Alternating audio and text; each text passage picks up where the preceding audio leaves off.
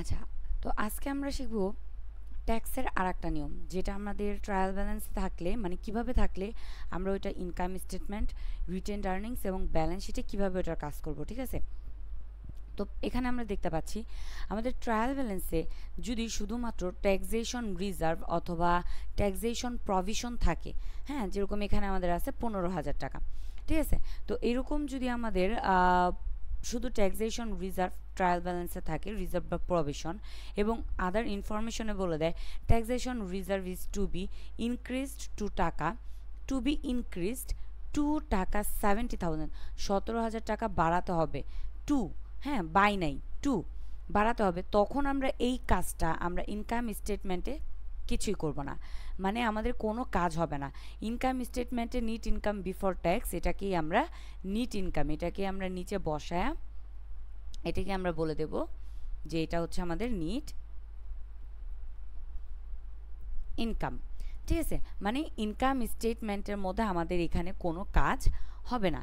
কিন্তু এটাকেই যদি আমরা রিটেনড আর্নিংসের মধ্যে কাজ করতে যাই, রিটেনড আর্নিংসে কাজ করতে যাই, রিটেনড আর্নিংসের যত কাজ যেরকমভাবে করতে হয় ঠিক সেরকমভাবেই করব। করে আমরা এইটাকে করব কি, আমরা এখানে লিখব ট্যাক্সেশন রিজার্ভ, ট্যাক্সেশন রিজার্ভ। আমাদের এখানে অ্যামাউন্টটা ছিল হচ্ছে 15,000 ছিল ট্রায়াল ব্যালেন্সে এবং বাড়াইতে বলছিল 17,000 টাকা।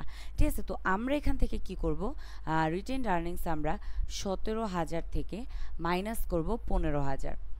এখানে আমাদের 2,000 টাকা আসতেছে, এই 2,000 টাকাকে আমরা এখানে বসাবো এবং এটাকে মাইনাস করে দিব।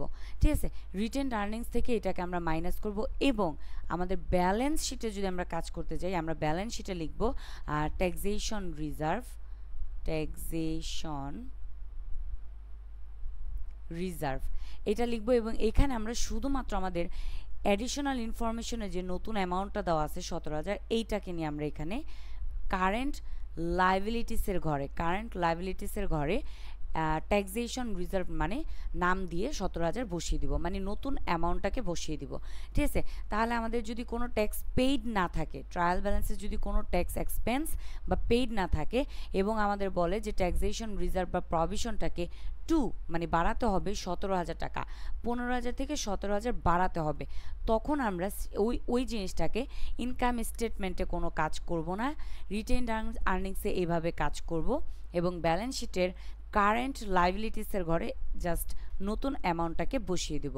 ব্যাস হয়ে গেল আমাদের ট্যাক্সেশন রিজার্ভ বা প্রভিশনের আর একটা যে সিস্টেম ছিল সেইটা।